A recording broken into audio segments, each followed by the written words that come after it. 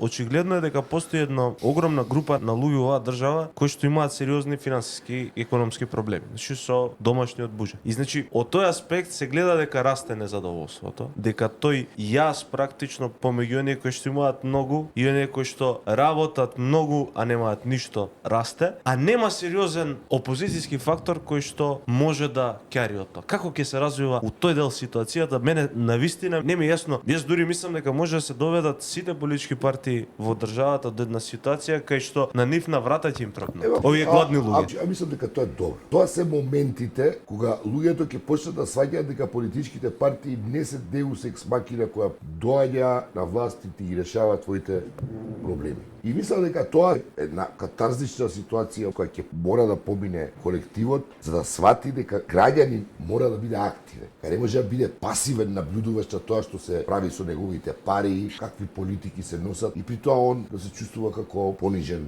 слуга на било кој режим. Ова е здрав процес. Имаме двете најголеми партии кои 35 години владеат, кои се дискредитирани целосно. Довербата во нив е утре да одат на избори, СДС и ВМРО нема заедно да соберат 500.000 гласови.